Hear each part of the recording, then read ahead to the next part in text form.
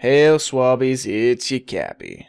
Let's talk about an American Revolution-era coup, based in a world where gods walk the planet and men and women can fire bullets from their hands, shall we?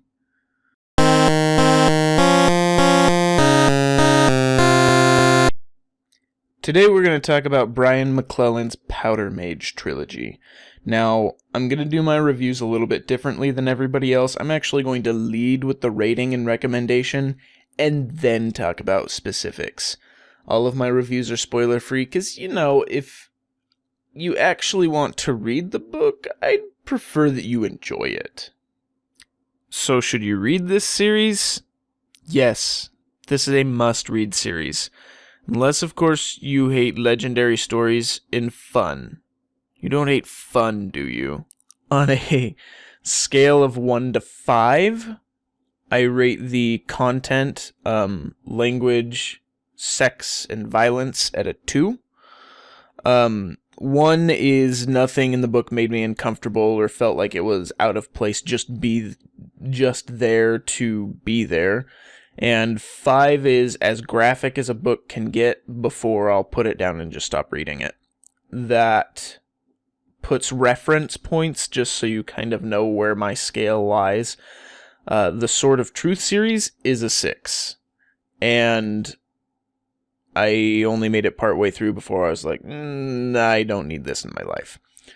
And Tower Lord by Anthony Ryan, which I'll actually be reviewing later, sits at about a 5. It was pretty intense. So there was no extreme or out-of-place language in the book, or sexual content. And as far as violence, there was nothing that was particularly grotesque. The series does take place during a war, coup, so there were some intense scenes, but nothing grotesque, nothing unsettling, nothing overly detailed. So content was pretty low. PG-13 tops. Alright, now let's talk about the fun stuff. The series follows Field Marshal Tomas and his son Daniel Two-Shot, who are powder mages. Powder mages are super awesome because they can ingest black powder, which makes them superhuman. Faster, stronger, better reflexes, increased senses. They can also, literally shoot bullets without weapons, ignite black powder with their minds, and manipulate bullets mid-flight.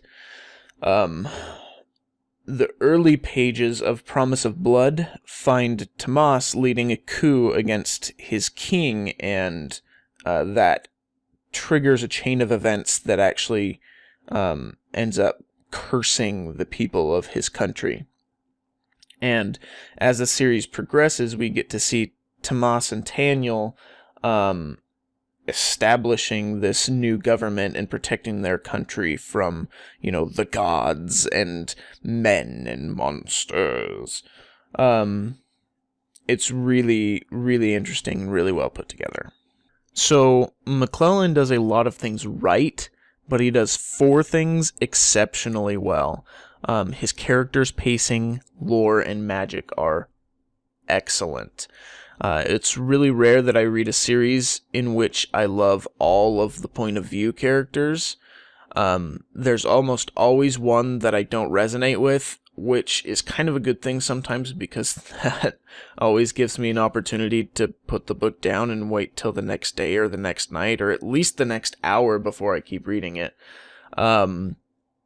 But from Promise of Blood to the Autumn Republic, I was totally locked in with all of the characters. I really enjoyed it. I hated all of the villains for all the right reasons. And, I hurt inside for the heroes when they hurt as well. The pacing in the series was brilliant.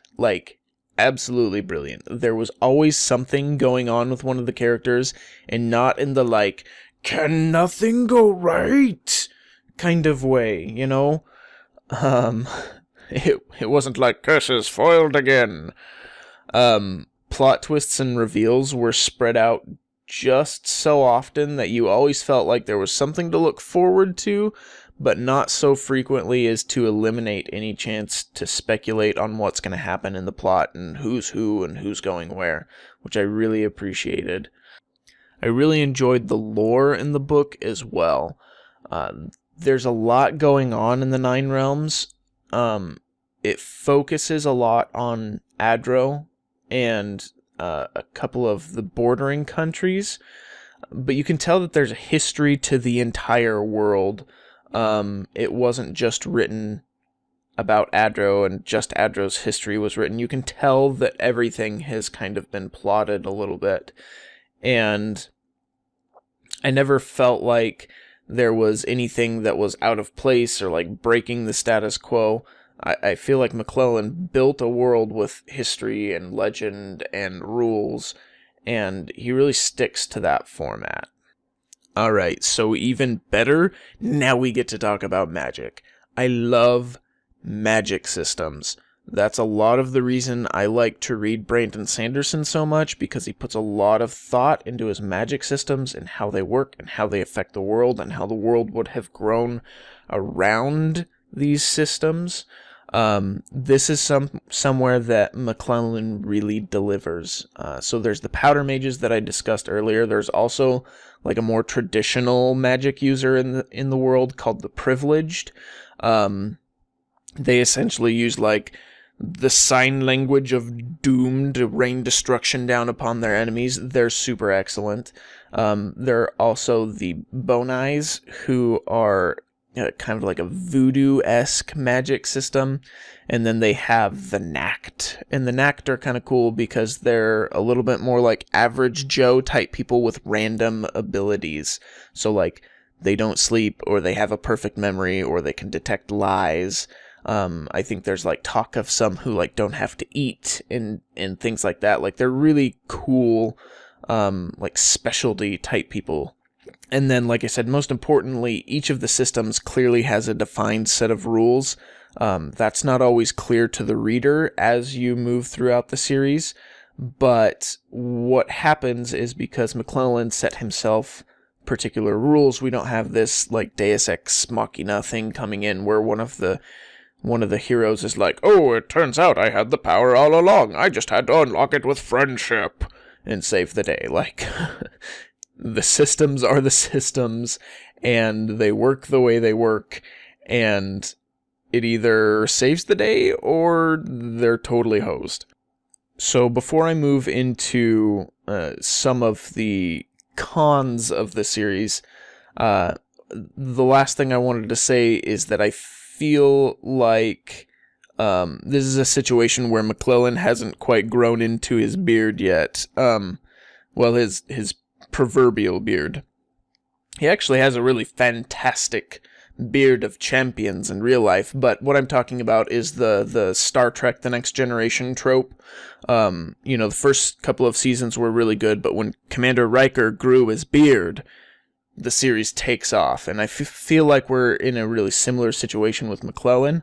This series was great. I enjoyed it. Like I said, it's a must-read series, but I feel like the next series, or maybe the one after, is gonna be like the money series. Because you could even see just in his books, Promise of Blood was great. Then the Crimson Campaign came out, and I was like, oh, this is really good. And then the Autumn Republic came out, and I was like, oh my gosh, this is even better. It was just a steady, just shot straight up. And so I think that's probably what we're looking at with McClellan as a whole. So I would say he is a must-watch author as well. So there are a couple of things that frustrated me about the series. For the most part, they're individualized to the books, though, and not the series as a whole. So I actually insist that when you pick this series up, try to pick each of them up at the same time, or like immediately after you finish the one prior. Like the endings in Promise of Blood and the Crimson Campaign are good, but for example, with the Crimson Campaign, it ends in such a manner that I remember Robert Jordan in one of his books dropped a building on one of his characters, and then you didn't hear about that guy for like 2 books and had no idea what happened. That's kind of how I felt waiting for the Autumn Republic, is that McClellan came in and he was like, I'm going to drop a building on everybody. So pick them all up at the same time, because the building dropping isn't quite so noticeable if you read them back to back to back to back. Now, I could be wrong, but I also suspect that one of the characters in the Autumn Republic had a totally different story, a totally different purpose in the series. Maybe not a totally different purpose, but got to that purpose in a different method. This character was on a pretty clear track at the end of Crimson Campaign, and then you pick up Autumn Republic, and this character's plot thread takes a hard right,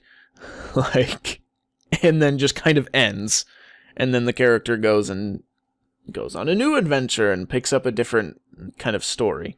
So I think during the editing process that probably had to change, either to match pacing or put the character where the character needed to be. Like, I understand things happen, but that was very jarring to me. And not necessarily everybody noticed things like that. I've talked to some people who just didn't seem out of place to them, but to me it was kind of a frustration point. So, my second complaint, and actually my last complaint,